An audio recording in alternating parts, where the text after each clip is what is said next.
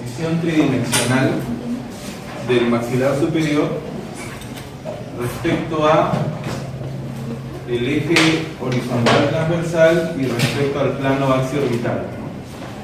Eso es lo que registra el arco facial. Ahora,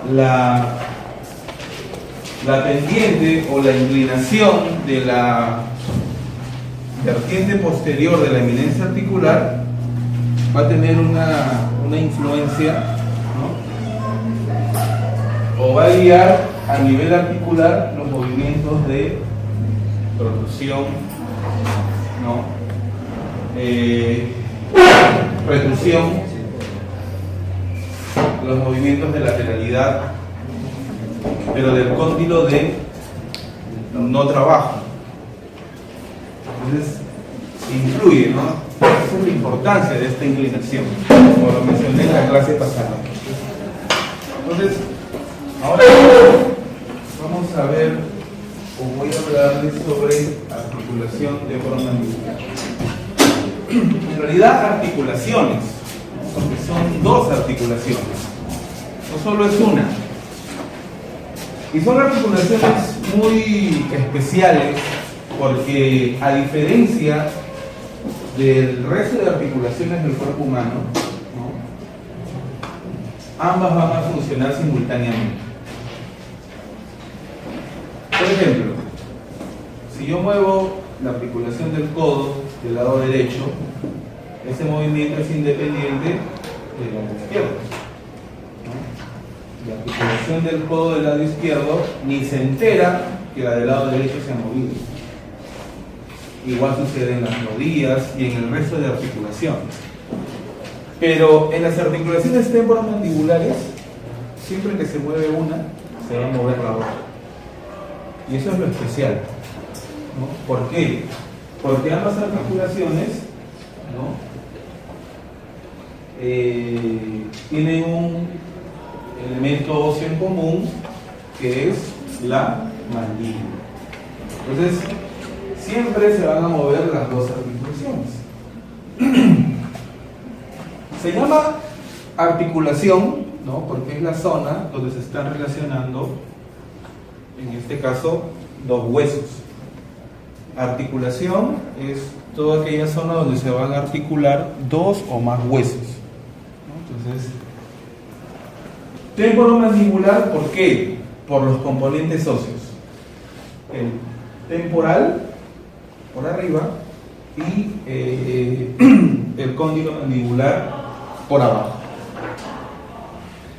Esta articulación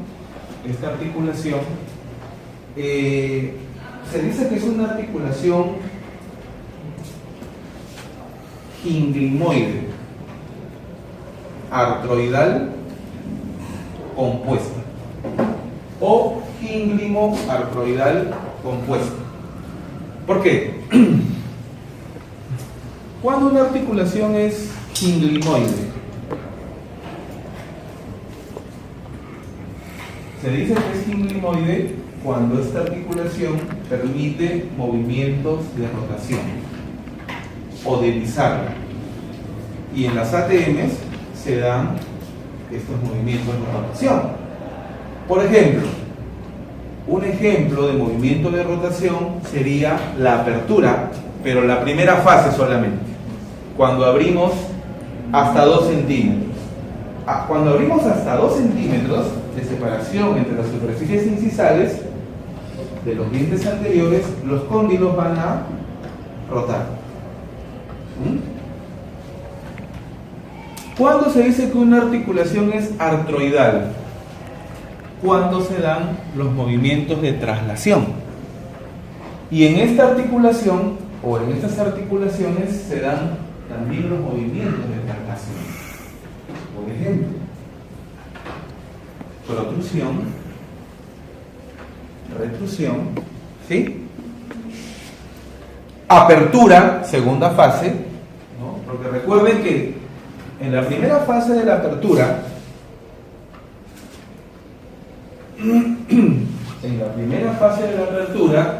los cóndilos rotan. Pero luego, si seguimos abriendo, más separamos más las piezas dentarias, los cóndilos se van a trasladar. Entonces, hay movimientos de traslación. Ejemplos: protrusión, retrusión, apertura segunda fase. ¿Y qué otro movimiento de traslación? Lateralidad, pero del cóndilo de no trabajo. Porque el cóndilo de trabajo, ¿qué hace en la lateralidad? Rota. ¿Sí? ¿Se acuerdan? ¿Se acuerdan el ejemplo que les hice? Lateralidad derecha, ¿no? Sucede esto. Derecha. Cóndilo de trabajo, principalmente rota, y el de no trabajo se traslada, ¿no? De arriba hacia abajo, de atrás hacia adelante y de afuera hacia adentro. Y en una lateralidad izquierda ya cambian los nombres. El cóndilo del lado izquierdo es el cóndilo de trabajo y el otro es el cóndilo de no trabajo. También al cóndilo del otro trabajo le llaman cóndilo orbitante, ¿no? Así como la Tierra gira alrededor del Sol, ¿no? Al cóndilo del otro trabajo también le llamaban cóndilo orbitante, ¿no? Porque de alguna forma orbita alrededor del cóndilo de trabajo. ¿Ya?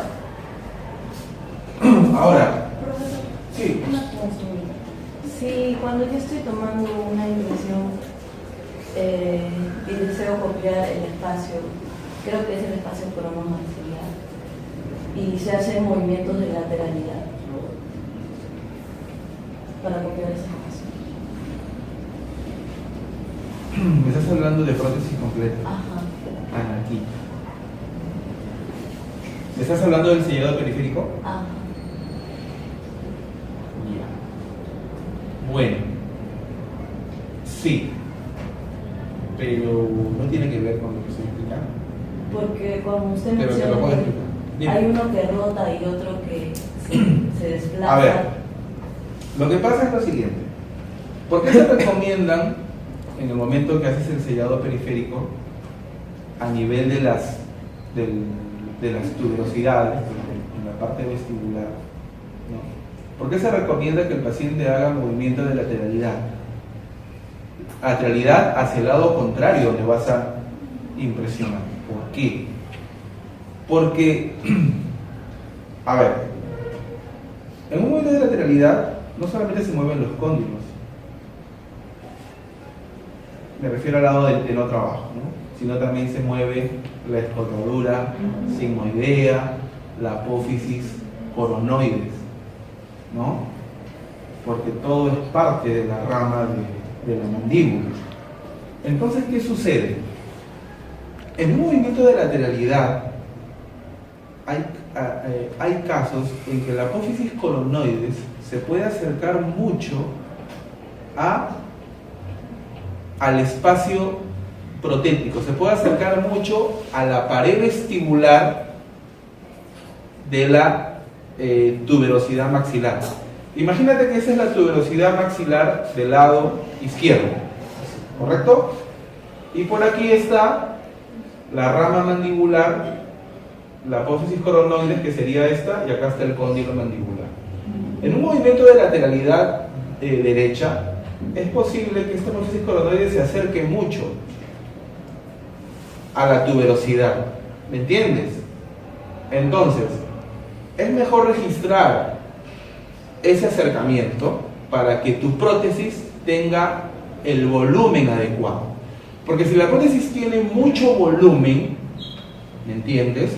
Tiene mucho volumen hacia vestibular, cuando el paciente haga lateralidad, se va a aproximar mucho a la apófisis coronoides y va a chocar con la prótesis. Pero ya, más o menos me entienden. Yo creo que sí me entienden. Pero es de prótesis completa. ¿Ya? A tu profe de prótesis completa que preguntar. Bueno, entonces gíngrimo, movimientos de rotación.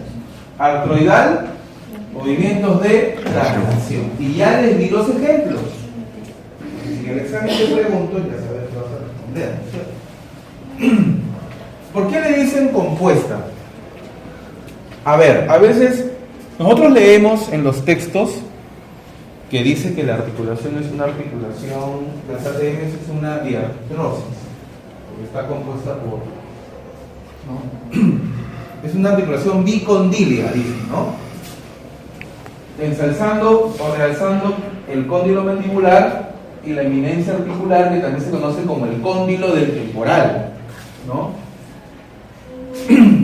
Pero cuando hablamos de una articulación compuesta, ¿no? Estamos hablando de una articulación que tiene 3 componentes óseos. 3. Pero las ATMs, ¿cuántos componentes óseos tienen? 2. El temporal y el cóndilo mandibular. Pero hay un elemento que se encuentra entre estos 2 componentes óseos, que es el disco articular. El disco articular, ¿ya? El disco articular, ahí está mejor de amarillito. Este disco articular desde un punto de vista funcional, actúa como si fuera un tercer hueso. ¿Ya? Va a actuar, no es que sea un hueso, desde un punto de vista funcional. Se va aquí a formar una articulación discocondilar y una articulación temporodiscal. Porque miren, este disco articular me está definiendo 2 espacios. Un espacio supradiscal y un espacio infradiscal.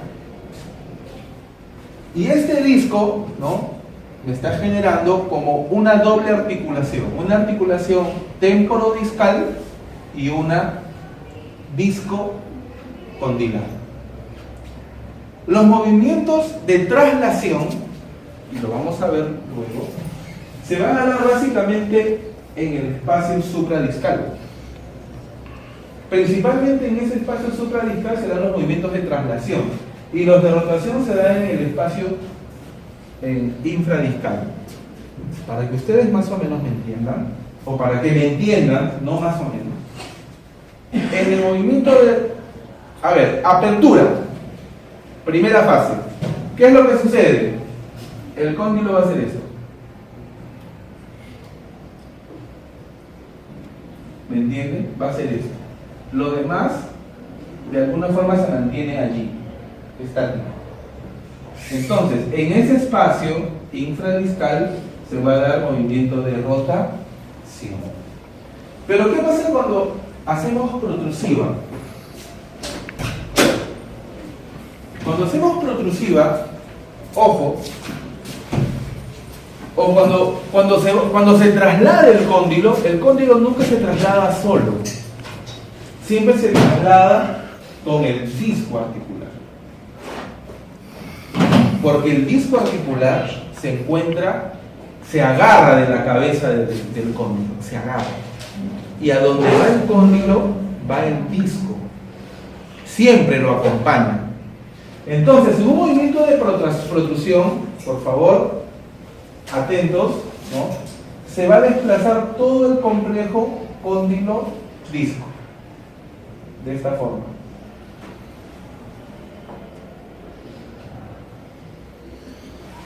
A expensas del espacio supradiscal. En retrusión sucede lo inverso. Apertura, primera fase, rota, y en la segunda fase se traslada todo. Entonces, desde un punto de vista funcional, el disco articular va a funcionar como un tercer hueso sin osificar.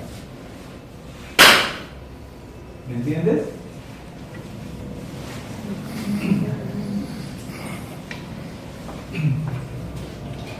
Bueno,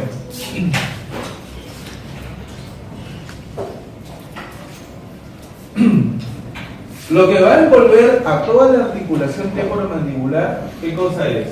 La cápsula articular, ¿no? Esa cápsula va a limitar o va a marcar los límites funcionales de las ATM, ¿no? Gracias a la cápsula, el líquido sinovial que hay ahí adentro, ¿sí?, que va a nutrir las superficies articulares, no se va a derramar. Gracias a la cápsula se va a mantener la integridad de la articulación. Por ejemplo, aquí se abre una ventanita.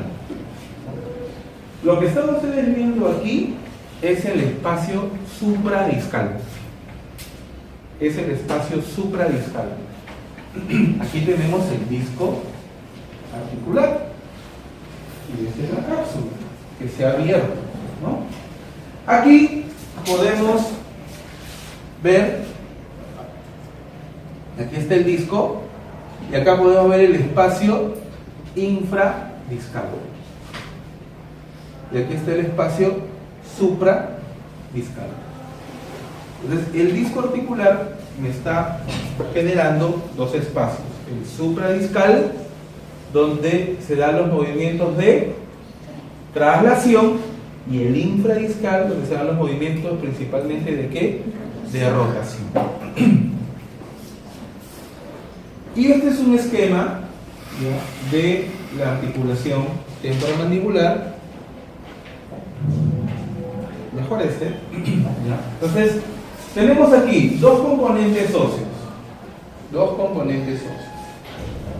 Tenemos al disco articular. ¿Cómo es el disco articular? Es bicóncavo, ¿no? Porque aquí tiene una concavidad y acá tiene otra concavidad. La forma, o sea, tiene una zona intermedia que es delgada, ¿ya? Tiene una banda, esta es la zona intermedia. Miren, esta zona intermedia está relacionando el cóndilo mandibular, que es convexo, ¿sí?, con la eminencia articular, que también es convexa. Entonces, este disco permite que esos componentes óseos se puedan relacionar adecuadamente, ¿no? Además, sirve como un disipador de fuerzas cuando hay cargas en la articulación temporomandibular. Es una articulación que está preparada para recibir carga, ¿ya? Entonces, el disco articular tiene una zona intermedia que es delgada. Tiene una banda anterior, que es más gruesa, y una banda posterior que es más gruesa. Está en una relación como de 1, 2 y 3, ¿ya? Acá hay como 1 milímetro, aquí hay como 2 de ancho y acá hay como 3. Toda esta forma que tiene el disco, ¿no?, se debe pues a los componentes óseos que estamos viendo aquí.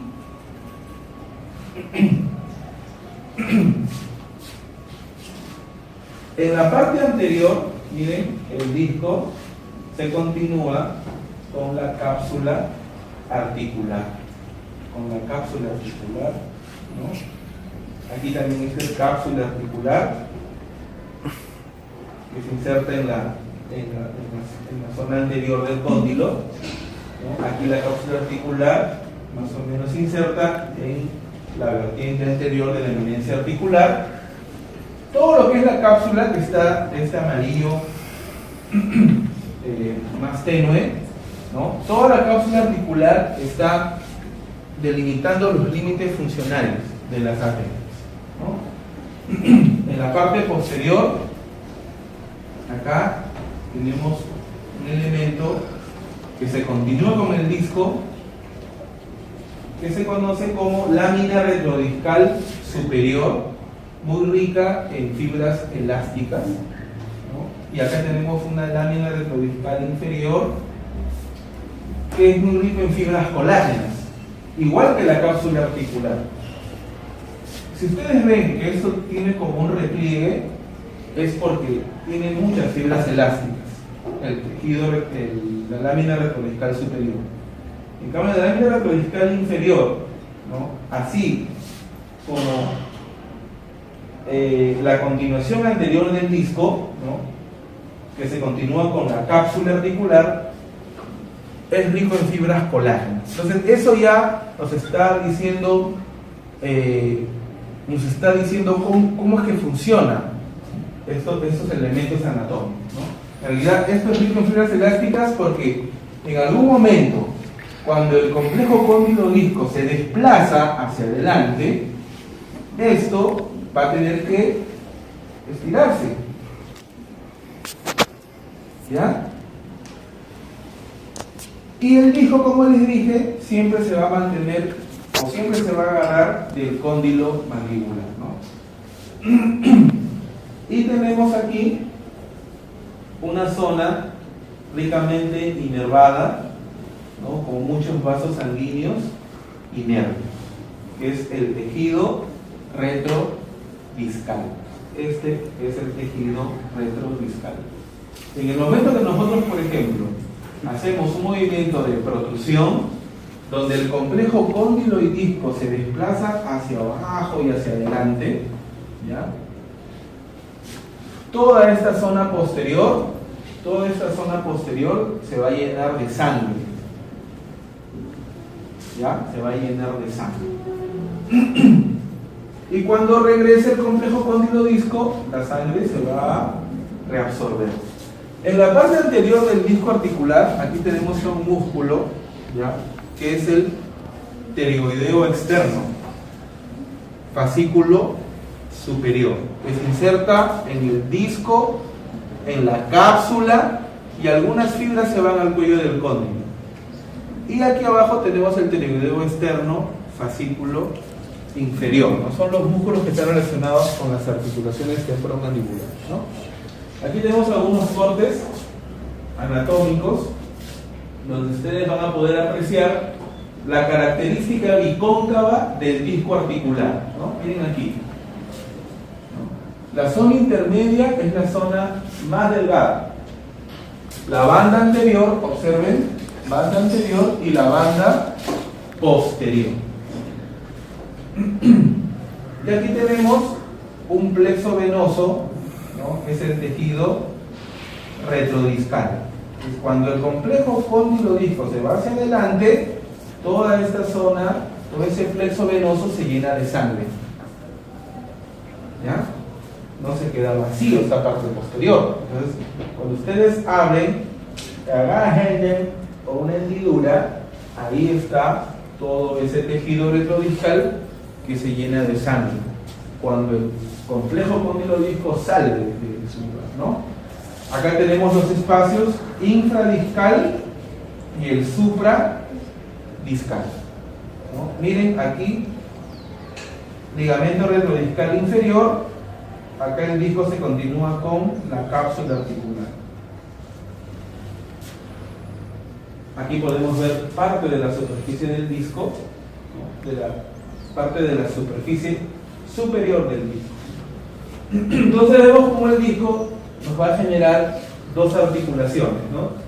La articulación temporodiscal, donde se dan principalmente movimientos de traslación, y disco condilar, donde se dan principalmente movimientos de rotación. Y observen aquí el músculo. ¿Qué músculo es este?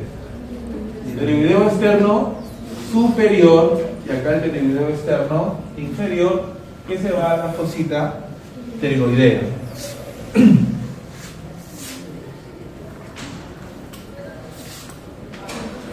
Esas son imágenes de resonancia magnética. El disco articular no lo vamos a poder evaluar con una radiografía. ¿Ya? Si tomamos una radiografía de las ATM, vamos a poder observar los componentes óseos. Pero el disco articular no lo vamos a poder observar. Tiene que ser una resonancia magnética. Una resonancia magnética. Y miren cómo en una resonancia magnética, ¿no? Lo que estamos acostumbrados a ver en radiología. ¿Cómo se ve la cortical en una radiografía? ¿Qué tipo de imagen nos da? ¿Ah? ¿Radio opaco o radio lúcido? ¿Ah? Radiopaca, ¿no? ¿Y cómo se ve aquí la cortical? No, acá se llama hiposeñal. Lo que tiene, en una resonancia, lo que tiene mayor cantidad de agua y grasa se ve oscuro, perdón, se ve clara y se le dice hiperseñal o hiperdensa, ¿no? En cambio, lo que tiene menos cantidad de agua se ve de esta forma. Hay una hiposeñal. Por eso que la cortical, ese es el cóndilo mandibular, ¿no? La cortical, miren cómo se ve. En cambio, la parte medular se ve distinta, porque en la parte medular hay mayor cantidad de agua y de grasa, ¿no? En cambio, en la cortical no. Entonces, la resonancia magnética nos permite poder observar la integridad del disco articular.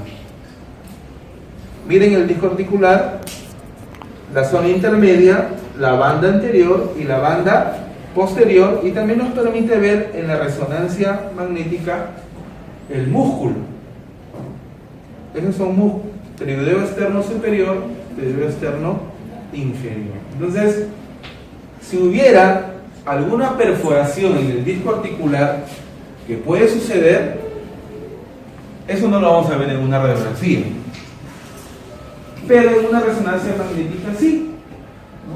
Seguro que si este disco estuviera perforado, ¿no? Veríamos acá, podríamos ver allí la perforación, ¿no? Entonces,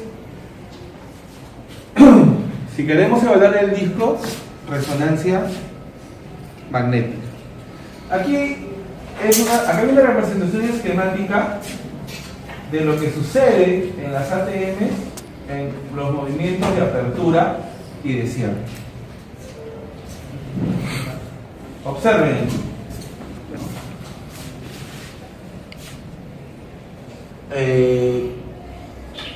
Primera fase de la apertura, ¿no? Hay rotación. Principalmente se da en el compartimento infradiscal, pero cuando empieza a trasladarse, ¿no? Todo el complejo cóndilo-disco, miren lo que sucede, ¿no? Miren cómo va cambiando la posición del disco. El cóndilo se va hacia adelante, ¿no? Y el disco como que hace un movimiento contrario, ¿no? Ahora, ¿hasta dónde debe de llegar una máxima apertura? ¿Hasta dónde? Miren, cuando yo estudiaba, no sé si tendrán un plumón en la mano, de que me decían de que en una apertura máxima,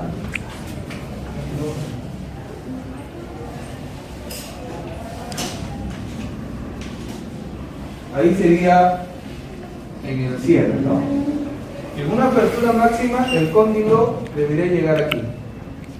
O sea, debería estar alineado con la eminencia articular. ¿Sí? Pero ¿saben qué? Hay trabajos de investigación. Ahora, esto va a depender de la laxitud articular también, ¿no? ¿Quién limita las articulaciones? Los ligamentos, ¿cierto? Ahora, hay trabajos de investigación que han demostrado que es normal que el cóndilo pueda estar más allá, en una apertura máxima, por ejemplo, ¿no? Más allá de la cima o de la cresta de la eminencia articular. Puede estar hasta 10 milímetros más adelante. O sea, que si el cóndilo estuviera ahí, eso sería normal. Pero a mí me enseñaron que debería estar alineado. Y que si está más allá, ya estamos hablando de una luxación. ¿Ya? Pero los trabajos de investigación demuestran de que es normal que pueda estar más allá de la cima o de la cresta de la eminencia articular.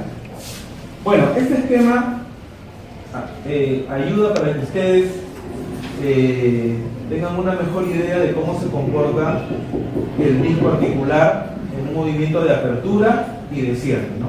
Entonces, aquí está la apertura máxima y en el cierre sucede lo inverso.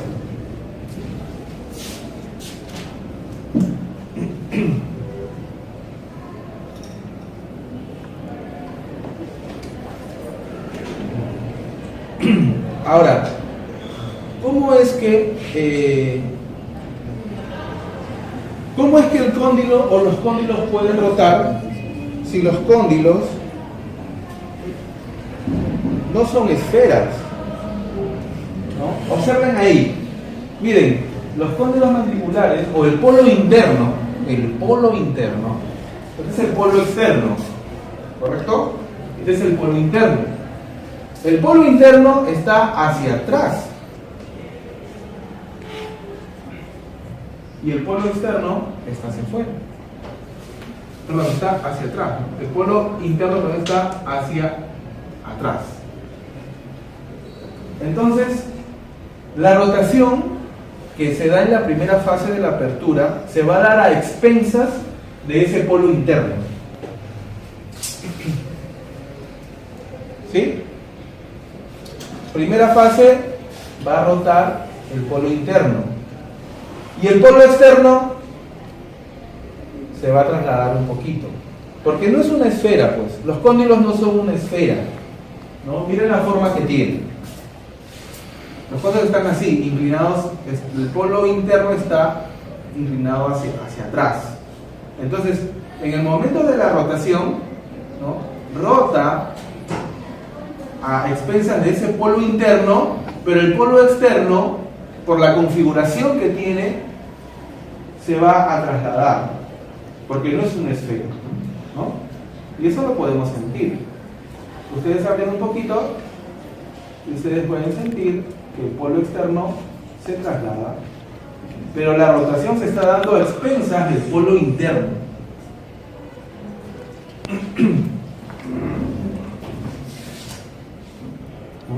Recuerden que allí va el cóndilo mandibular, ¿sí? Y esa es una vista caudal del temporal, y la rotación inicial se va a dar a expensas del polo interno del cóndilo mandibular.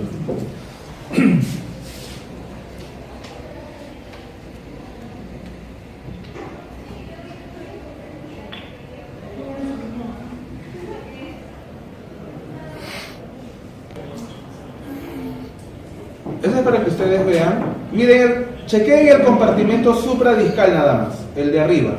Miren, ahí hay un movimiento de traslación arriba. El cóndilo y el disco siempre van juntos, siempre. Están casados. ¿Ya? Miren, se va hacia adelante. Hay traslación. ¿Esto qué movimiento podría ser? Podría ser apertura, ¿no? Rota y después se traslada. Yo creo que es apertura, ¿no? Miren, primera fase, ya. Otra vez. Ya. Ahí se traslada el complejo cóndilo-disco. Recuerden que donde va el cóndilo va el disco. Entonces, acá hay una rotación inicial y después todo el complejo cóndilo-disco se traslada. La protrusión debe ser algo parecido. Ojo, esto no es realmente lo que sucede en la boca, porque este es un preparador anatómico. Entonces, hay alguien que está cogiendo la mandíbula y está tratando, pues, de hacer la imitación, lo que sucede en la boca, ¿no? Este es el tejido retrodiscal. Acá hay un plexo venoso que cuando se traslada todo el complejo cóndilo-disco, eso se llena de sangre, ¿no? Como si fuera una ventosa, ¿no? Se llena de sangre. Este es el ligamento retrodiscal superior, que es rico en fibras elásticas, que cuando se traslada el complejo cóndilo-disco tiene la capacidad de darle la libertad para que se vaya, pero después le dice, ven para acá, porque tiene muchas fibras elásticas, es como una liga. es como una liga. Es importante conocer esto porque este ligamento retrodiscal superior puede perder esa capacidad de traerlo al disco. Y el disco a veces se queda por adelante. Y pueden haber ruidos en la articulación, ¿no? Es importante saber cuál es la forma del disco. Imagínense que este disco estuviera aplanado, que también sucede. Hay patologías en el disco articular. Hay patologías en las que el disco se perfora, hay patologías en las que el ligamento retrodiscal superior no tiene la capacidad de traerlo al disco. Hay patologías en el que esta banda posterior del disco articular se adelgaza porque el músculo constantemente está que lo jala el disco.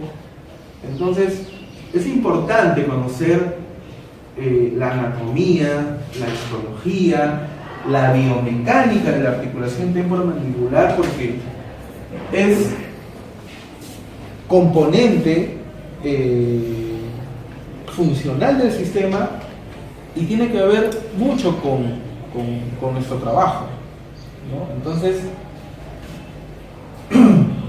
obviamente que la integridad de ese disco articular, ¿no? También va a depender mucho del otro componente funcional, que es la oclusión dental, ¿no? Definitivamente esa articulación también se puede afectar. ¿Cómo será la vertiente posterior de la eminencia articular en sus pacientes que no tienen dientes, por ejemplo? ¿Cómo será? ¿Tendrá la misma inclinación o habrá variado? ¿Ustedes les toman radiografías panorámicas a sus pacientes? ¿Ah? ¿Sí? Sería bueno que evalúen esa pendiente, ¿no? Tracen el plano de Camper, ¿no? Tracen el plano de Camper en su radiografía, hagan un trazo de esa vertiente posterior de la eminencia articular y miden cuál es la inclinación. ¿Cuántos ángulos tiene? ¿Cuántos grados tiene? Aquí podemos ver el compartimento supradiscal, infradiscal. Ahora, para que todo esto se dé de una forma suavecita, tiene que haber algo entre esos componentes. ¿Qué sería ese elemento? Que le va a dar solidez, que va a nutrir la superficie articular, porque en el disco articular no hay vasos sanguíneos.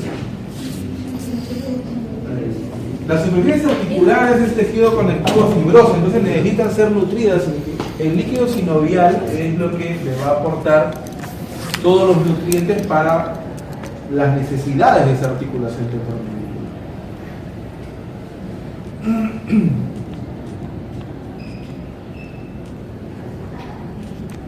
¿Alguna pregunta? He observado que cuando una persona abre la boca, le es dificultoso a la hora de cerrar, sea por el ligamento de la Ella ha hecho una observación. ¿Puedes repetir? Cuando algunos pacientes abren la boca, les cuesta mucho encerrar, se tienen que ayudar de Claro. Sí, lo que pasa es que ¿qué sucede? Justo lo que estaba mencionando, ¿no?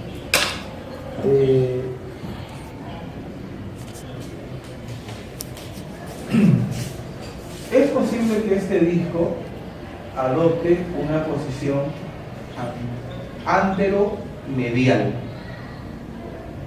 ¿ya? O anterior o anterolateral. O sea, cuando se pierde toda esta relación y el disco se va adelante, ¿no? ¿Qué sucedería si este disco se va adelante? Ya es difícil que el cóndilo regrese, lo tiene que recapturar de alguna forma para que ese disco pueda regresar. Ustedes tienen que tener mucho cuidado. Bueno, miren, voy a ver ahorita si encuentro una imagen, Yo estaba en la universidad, en una universidad estaba enseñando. Entonces llegó un alumno que llevaba el curso de prótesis removible. ¿Ya? Entonces viene el alumno y me dice, doctor, la doctora de removible le está llamando. ¿Por qué? Le digo, porque hay un paciente que no puede cerrar la boca. Eso sucede. Eso sucede. Ustedes no pueden mantener a un paciente mucho tiempo con la boca abierta. Ni cuando está mucho tiempo con la boca abierta, esos ligamentos, ¿no? Se pueden perder su capacidad, su integridad. Entonces, ¿qué había sucedido? Que la señora se había luxado, ¿no? Entonces la paciente se quedó así, con la boca abierta, y ya no la pudo cerrar, ¿no? Eso en toda mi vida me ha pasado 3 veces. 3 veces. He tenido la oportunidad de verlo. La primera vez me sucedió en el internado. Estábamos ahí en el servicio de odontología y un compañero mío me llama y me dice de que su paciente se quedó con la boca abierta. En realidad estas cosas sí pueden suceder. Yo me acuerdo mucho que mi profesor de oclusión me dijo, ¿no? Si alguna vez le sucede, ¿no? Así nos explicó, como se los voy a explicar, ¿no? Coloquen dijo así, ¿no? Pónganse una gasa en el dedo pulgar y sus guantes, ¿no? Pongan el pulgar en la superficie oclusal del cóndilo que sea luxado, ¿no? Cojan el cuerpo de la mandíbula y traccionen hacia abajo, ¿no? Con mucho cuidado porque cuando eso cierra le pueden cortar el dedo. Por eso pónganse una gasa. Y entonces, bueno, llegué al internado y sucedió, pues, ¿no? Entonces hice esa maniobra, gracias a Dios. No tenía experiencia, pude reducir esa luxación. Terminé la universidad, me gradué, todo, y después de 8 años estaba trabajando con un amigo. Su mamá había llegado de Amazonas y el amigo estaba que la atendía, y al rato me dice, Henry, escucho una vocecita. Henry, de esas vocecitas que te dicen ayúdame en el fondo, ¿no? Henry, algo ha pasado. Voy, mi mamá no puede sacar. O sea que la señora estaba vomitando porque se había puesto nerviosa. Y la verdad es que no pude reducirlo, en realidad no lo pude reducir, creo que más porque no tenía la colaboración de la paciente. Y en ese momento de tanto intentar, miren, ¿qué hacemos? Entonces llamé a un docente, que es el doctor Carlos Mata, que enseña en Cayetano Heredia. Lo llamo, pues, y le digo, doctor, mira lo que ha pasado. Y me dice, mira, pon tu dedo aquí, lo mismo, lo que yo ya sabía. Pon tu dedo ahí, y entonces, no se puede. Ya, ¿dónde estás? Estamos en Magdalena. Ya, ¿la puedes traer a Surquío? Ya. Tomamos un taxi y la señora en el taxi con la boca abierta. Llegamos a la clínica del doctor. El doctor salió, se sentó. Señora, tranquila, lo vamos a ayudar. Y lo puso. Vergüenza, porque lo hizo rápido. Entonces yo dije, no, es importante que el paciente esté tranquilo, que colabore, ¿no? Y bueno, y hace 3 años me volvió a suceder, pero esta vez ya era docente de la universidad y me llaman, ¿no, doctor? Estaban tomando una impresión con alginato a la señora. es importante que ustedes le pregunten a sus pacientes si alguna vez ha abierto la boca y no la ha podido cerrar. Porque si alguna vez le ha pasado, les puede pasar cuando están con ustedes. ¿Ya? Entonces la señora, yo llego, no, bueno, el alumno viene y me dice, profe, no puede cerrar la boca. Pucha, qué roche, pues no, que el profe no lo puede reducir. Y yo estaba enseñando patología de la oclusión. Salí del salón y le digo, trae la cámara, vamos. En el camino iba pensando, Dios mío, ayúdame. Entonces, llego, ya pues la expectativa, pues tienen a todos los alumnos ahí, ¿no? Y la profesora, que también era rehabilitadora, pero no supo qué hacer. Entonces, con la señora tranquila, ¿le ha pasado eso alguna vez?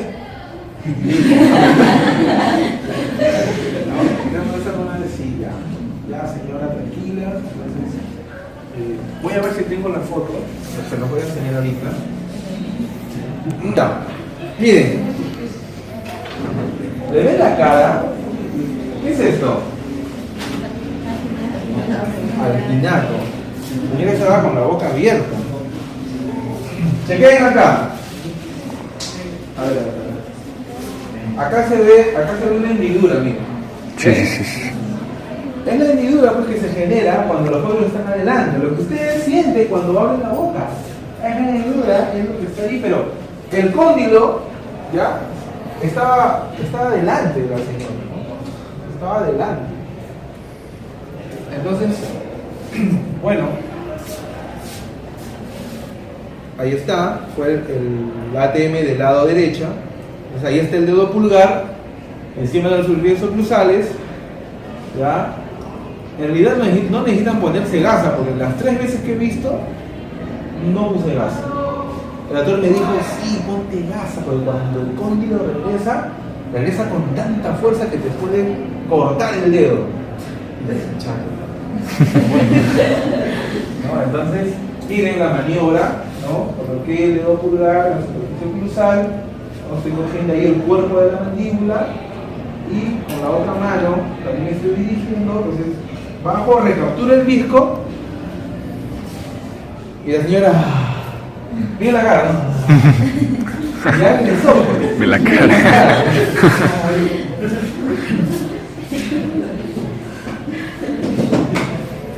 Entonces, eso puede suceder. Pregúntenle siempre a sus pacientes. ¿Alguna vez ha abierto la boca y no pudo cerrarla? Sí. ¿Cuándo? ¿En qué momento? Es que yo me levanté y un día estaba bostezando y me quedé ahí. Eso pasa. Por eso cuando ustedes bostecen, no lo hagan tan exageradamente, ¿no? A veces hay la costumbre, mira, ¿saben también cuándo sucede? He visto pacientes que han llegado a la consulta que con solo gritar les empieza a doler. O sea, tanto abren la boca. Una chica que estaba en el colegio, quinta secundaria, era la escolta, era la banderada. Y cuando decía, ¡de frente! ¡Marchen! Duele, ¿verdad? ¿No? O a veces nos indican, tenemos la costumbre, ¿no? Cuando la mamá nos da una manzana, la mordemos, ¿no? Pero no falta un amigo, un primo, que viene con una manzana así, ¿no? Y le dice, te invito, y tú, y la abres tanto la boca, ¿no? Que te puedes luxar. Y si te pasó una vez, te puede volver a suceder. Bueno, nos vemos la próxima clase, chicos.